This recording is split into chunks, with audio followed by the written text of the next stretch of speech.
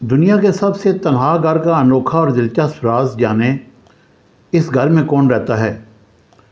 ایک دور دراز جزیرے پر واقع خوبصورت لیکن تنہا گھر جس میں بجلی ہے نہ گیس کی، کسی پریوں کی کہانی کی طرح نظر آتا ہے۔ لیکن یہ الگ تھلگ گھر حقیقی ہے جو آئس لینڈ کے جزیرے الائی پر واقع ہے۔ جزیرے پر اس گھر کے سوا اور کوئی گھر موجود نہیں اور یہی خاصیت اس گھر کو خاص بھی بناتی ہے۔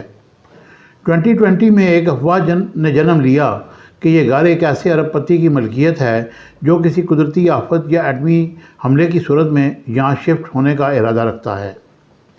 اس کے بعد کرونا وائرس کے پھیلاؤ کے عروج کے دور میں یہ گھر بحث کا موضوع بن گیا اور بہت سے لوگوں نے کہا کہ یہ گھر ان لوگوں کے لیے ایک بہترین پناہ گاہ ہے جو سب سے جدا اور تنہا رہنے کو ترجیح دیتے ہیں۔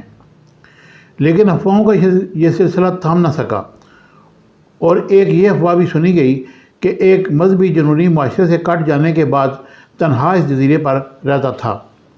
تاہم سرکاری رپورٹس کے مطابق یہ گھر ایک عارضی قیامگاہ یا رہائش گاہ ہے جو ایک پفن ہنٹنگ کلب نے قائم کیا ہے، اور پفنز ایک پرندہ ہے جس کا شکار کیا جاتا ہے، اور یہ گھر 1950 کی دہائی میں ایلی ہنٹنگ ایسوسی ایشن کی طرف سے شکار کے لیے آنے والوں کی عارضی رہائش گاہ کے طور پر بنایا گیا تھا۔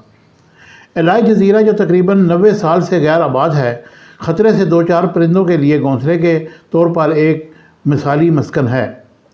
اس کا سائز 110 ایکڑ تقریباً 44.51 ہیکٹر ہے اور یہ شمالی پرندوں پفنز کی ایک بڑی آبادی کا گھر ہے۔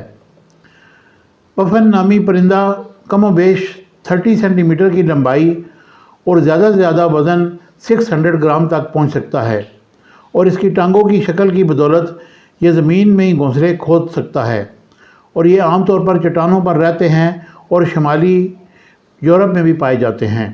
اور آج تک بہت سے ماہر ماحولیات اکثر جزیرے کا دورہ کرتے ہیں اور اس چھوٹے سے گھر کا فائدہ اٹھاتے ہوئے اس کی دیکھ بھال کرتے ہوئے پفن کی حفاظت کرنے کی کوشش کرتے ہیں، مگر اب یہ بدقسمتی ہے کہ یہ پرندہ محدود ہونے کے دانے پر پہنچ چکا ہے۔